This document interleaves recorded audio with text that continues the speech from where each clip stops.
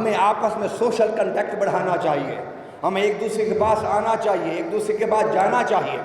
آج میں اکیلا آپ کے اس تقریب میں نہیں آیا، میں کہ اکیلا 2 بندوں کے ساتھ آؤں اور تقریر کر کے چلا جاؤں، میں اپنی پوری جماعت کے ساتھ آیا ہوں، صرف بتانے کے لیے، تاکہ اتحاد کا یہ اثر علماء سے نکل کے، سٹیجوں سے نکل کے، ان بد حالوں سے نکل کے، ان حالوں سے نکل کے باہر عوام میں، گلیوں میں، کوچوں تک پہنچے، تاکہ پتہ چل سکے کہ دین سے محبت کرنے والے اگر سنی ہیں تو شیعہ بھی ہیں، قرآن کو ماننے والے اگر سنی ہیں تو شیعہ بھی ہیں، اہل بیت سے عقیدت رکھنے والے اگر شیعہ ہیں تو سنی بھی ہیں۔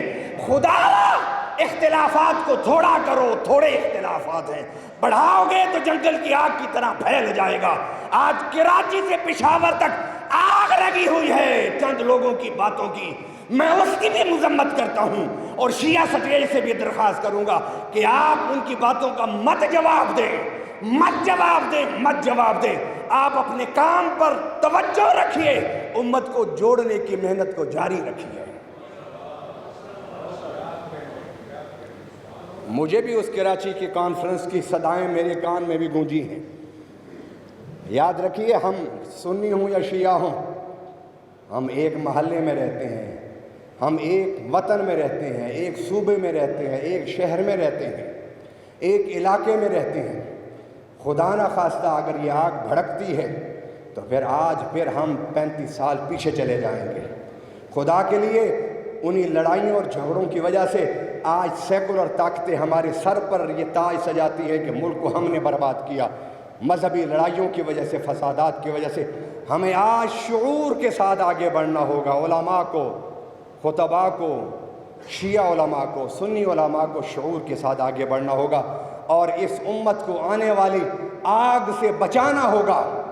ان کانفرنسوں کا مقصد تو یہی ہے نا کہ ہم دین کے جھنڈے کو بلند رکھیں، حضور کی مدحت کے ترانے گائیں، صحابہ کی باتیں سنائیں، اہل بیت کی غلامی کا چرچا کریں۔ بس میں پھر بات کو 2 پوائنٹ میں نے رکھے کہ ایک تو آپ لوگوں کی ذمہ داری ہے کہ آپ کے پاس قانون ہے، آپ کے پاس انتظامیہ ہے، ججز تشریف فرما ہے۔ میری ان سے ریکویسٹ ہے کہ وکلاء محلوں میں نظر رکھیں کہ جو فرقہ واریت کی بات کرتا ہے ان کو زبان سے سمجھائیں، نہیں تو پھر قانون سے سمجھائیں ان کو۔ دوسری بات جو میں نے کی کہ آپ کو اور ہمیں مل کے ان کتابوں کا جائزہ لینا ہوگا۔ مت ڈریے ان کتابوں سے، ان کتابوں کو لکھنے والے بڑے نام ہیں، ہم ان کے نام کو سلام عقیدت پیش کرتے ہیں۔ کیا ان بڑے نام والے لوگوں سے غلطی اور خطا نہیں ہو سکتی؟